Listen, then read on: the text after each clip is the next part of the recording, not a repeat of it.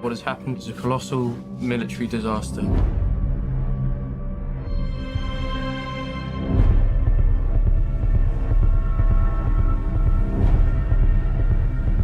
We shall go on to the end. We shall never surrender. Second World War II, where the British Army in France were ready to go home. It's mostly set around this beach, but the problem of it is 400 British soldiers want to go home. They are ready to go home.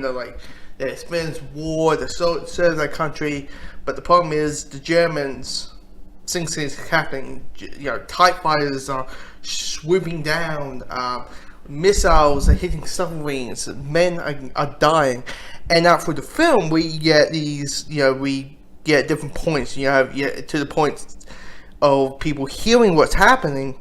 Civilians are getting their boats and driving onto the ocean to Dunkirk to get the soldiers back to safety and let them go back home. To be honest, I haven't seen many war movies in a theater that didn't feature a superhero, and for me and for a lot of people's attraction for this movie is basically who's sitting in the director's chair, and that is Christopher Nolan. If you don't know who Christopher Nolan is, he directed the Christian Bale Batman movies. He directed Inception and Interstellar, and him doing a war movie really piqued our interest. And he doesn't, and I will say this is probably the most simplest Christopher Nolan movie since maybe The Dark Knight, maybe. Because let's be honest, the story is about the soldiers are trapped to go home. They want to go home, but the Germans are being dicks about it, and so the citizens are trying to get back to home. So citizens are grabbing their boats towards the soldiers so they can get home, and of course there's a bunch of them. A bunch of the soldiers couldn't make it, but it's a very simple plot. Because if you're worried about Christopher Nolan, Deception, Interstellar, my brain hurt after the film. They're long. I mean, this movie doesn't even hit 2 hours, so the whole thing about you want to make dinner while watching the movie is fine. The movie doesn't peak 2 hours. It's like 107 minutes including credits, and it's a really nice simple movie with very well character development out through the film, with very good war sequences.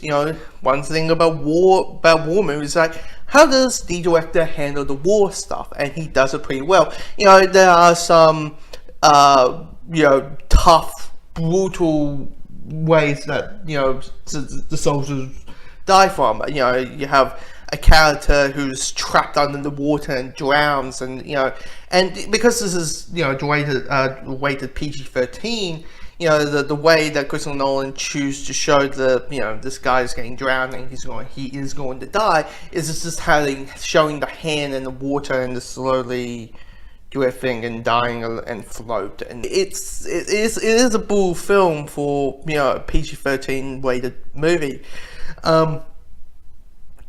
The acting's good. I mean, you got Tom Hardy as a pilot guy. You have as a pilot who half of 98% of the movie he is wearing a full-on mask, and you hear his voice through the radio that the kind of sounds like this. So it was clearly Christopher Nolan is a big fan of his big voice. Of course, and of course the big acting debut is Harry Styles, who's from One Direction, one of the teams. I think it's from One Direction, and he's fine. I mean, basically he's one of those characters who doesn't really say much until the end. And he's fine. He's really good for acting debut, and due to the fact his character doesn't say much until I'll say the last 13 minutes. He's good. He's fine, really. Movie, felt a little bit slow at the beginning, but that's all about pickup and getting us to know about the characters and stuff like that.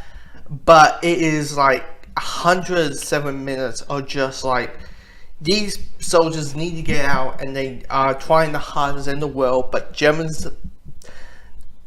the Germans being dicks, just fighting and killing them, and they're hopeless and unable to leave home, unable to get home. Really, it's a movie about bravery and heroism, and in tough circumstances. And We shall fight on the beaches. We shall fight on the landing grounds. We shall never surrender. We shall never surrender. We shall never surrender.